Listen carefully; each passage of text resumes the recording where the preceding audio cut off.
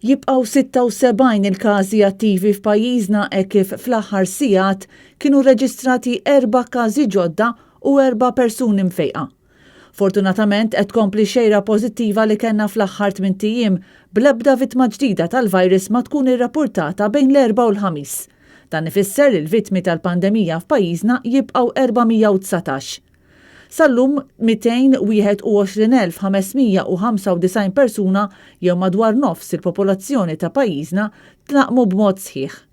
Mis-7 ta' Marzu tas-sena l-oħra l-hawn meta kien irreġistrat l-ewwel każ f'pajjiżna kienu 30,557 il-każi tal-virus f'Malta bi 30,062 persuna ikunu ddikjarati mfejqa.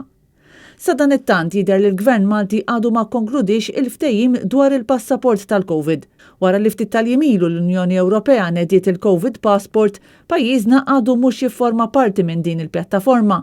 Dan ifisser li ċertifikat li nieda l-Gvern Malti sa issa għadu mhux rikonoxxut mill-pajjiżi kollha, minkejja li pajjiżna fetaħ uffiċjalment il-bibien għat-turiżmu mill-ewwel tax-xahar.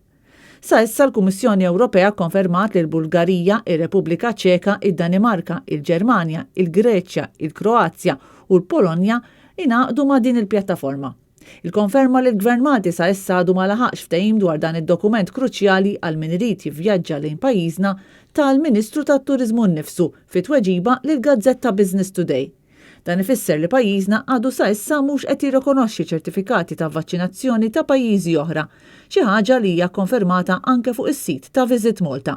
Dan il-fattur jista' jwassal biex turisti prospettivi jażlu pajjiżi oħra li jkunu jirrikonoxxu iċ-ċertifikat li għandhom.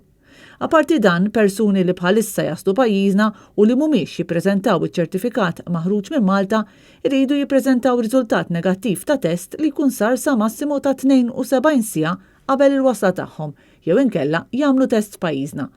It-test li jsir Malta u li anke qatt ta' Maltin qed ikollhom jagħmluh huma u deħlin lura pajjiżna għax ma jkunx qatt għandhom iċ-ċertifikat tal-vaċċin jiswa €120. Dan l-istazzjon fil-fatt irċieva numru kbir ta' ilmenti minn persuni li sabu ma' wiċċhom din l-ispiża żejda ta' €120 meta qabel it-test fl-ajruport kien isir b'xejn.